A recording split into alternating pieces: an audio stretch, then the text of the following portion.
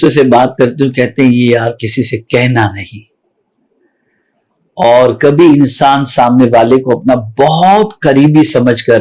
رازدار سمجھ کر اسے اپنی بہت ساری دل کی باتوں کو اسے شیئر کر لیتا ہے۔ حالانکہ خود مولا علی کرم اللہ تعالی وجہ الکریم نے ارشاد فرمایا کہ جو بات تمہاری زبان کے اندر ہے، تمہارے منہ کے اندر ہے،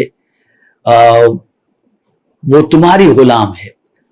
اور جو چیز تمہاری زبان سے ادا ہو گئی، جو کلمات نکل گئے، اس کے تم غلام ہو گئے۔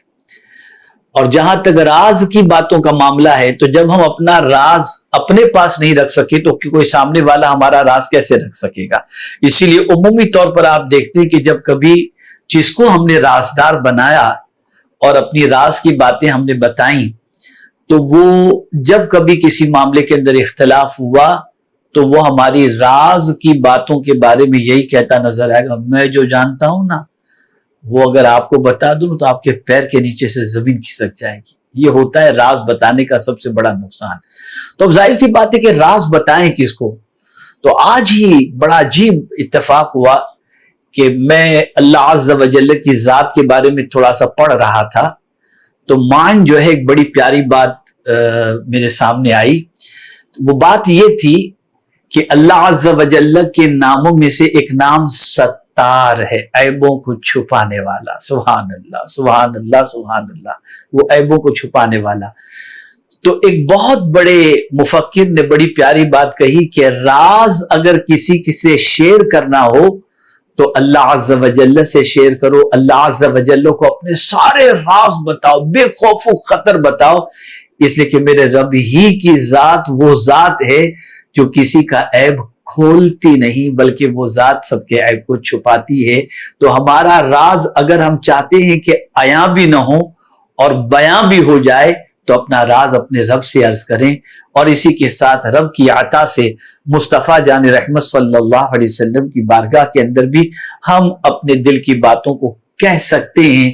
اس لیے کہ جو آج کسی پر عیب کھلنے نہیں دیتے، کب وہ چاہیں گے کہ حشر میں رسوائی ہو؟ تو یقیناً حضور صلی اللہ علیہ وسلم کو بھی اللہ عز و جل نے عیب چھپانے والا بنا کر کے بھیجا ہے۔ تو اگر ہمیں اپنے راز کی بہت ساری باتیں کرنی ہیں اور دل کے بوجھ کو ہلکا کرنا ہے تو سب سے بہتر یہ ہے مصلی بچھائیں اور اپنے راز کی بات، اپنے دل کی بات، اپنے غم کی بات، اپنی پرائیویٹ بات، اپنی پریشانی کی بات سب اپنے رب سے کہیں، اور پھر مطمئن ہو جائیں کہ میرا رب وہ رب ہے جس کا نام ستار ہے، عیبوں کو چھپانے والا ہے۔ انشاءاللہ العظیم ہم اگر یہ عادت اختیار کر لیں گے تو ہماری پوزیشن اتنی اسٹرانگ ہو جائے گی کہ ہم کو کسی کا ڈر رہے گا ہی نہیں، اور پروردگار جل جلالہ تو وہ عظیم ہے، اتنی عظمت والا ہے کہ وہ اپنے بندوں کے راز کو افشا کرنا تو بہت دور کی بات ہے، بلکہ وہ تو غم کو ہلکا کرنے والا ہے۔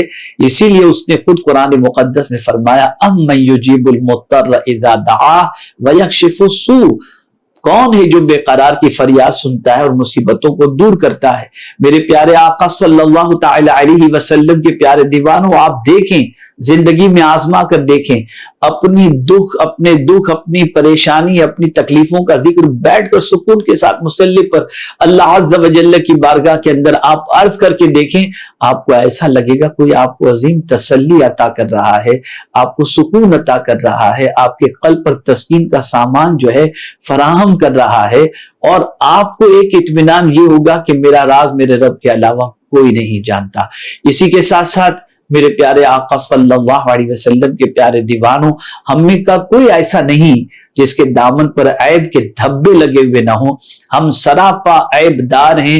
اور سرتاپا ہم گناہوں میں ڈوبے ہوئے ہیں، اتنے عیوب ہیں کہ مجھے کسی ایک بزرگ کا قول یاد آ رہا ہے کہ اگر ہمارے عیب لوگوں کو پتہ چل جائیں تو کوئی سلام کرنے والا بھی ہم کو نہیں ملے گا، کوئی مصافحہ کرنے والا بھی نہیں ملے گا۔ یہ ہم سب اپنے عیبوں کے بارے میں اچھی طریقے سے جانتے ہیں، جیسا کہ خود اللہ نے فرمایا بَلِ الْإِنسَانُ عَلَى نَفْسِهِ بَصِيرًا، ہر کوئی اپنے عیب کے بارے میں جانتا ہے، اس کے اندر کیا کیا عیب ہیں۔ اگر ہم چاہتے ہیں کہ یہ عیب چھپے ہوئے ہی رہیں اور اللہ ہمارے عیبوں پر پردہ ڈال دے، تو ہمیں چاہیے کہ یا ستاروں کا ورد کثرت کے ساتھ کرتے رہیں، کم از کم دن میں 111 مرتبہ یا ستارو یا ستارو یا ستارو پڑھتے رہیں۔ انشاءاللہ العظیم رب قدیر جل جلالہ یہاں بھی ہمارے عیبوں پر پردہ ڈال دے گا، اور انشاءاللہ محشر میں بھی ہمارے عیبوں کو پردہ ڈال دے گا۔ آئیے ہم اپنے رب کی بارگاہ کے اندر یا ستاروں کے ورد کے لیے عزم کریں، اور اللہ عز و جل کی بارگاہ کے اندر دعا کریں کہ اللہ تعالی ہمارے عیبوں کو دنیا میں بھی چھپا کے رکھے، اور محشر میں بھی ہمارے عیبوں کو چھپا کے رکھے۔ السلام علیکم۔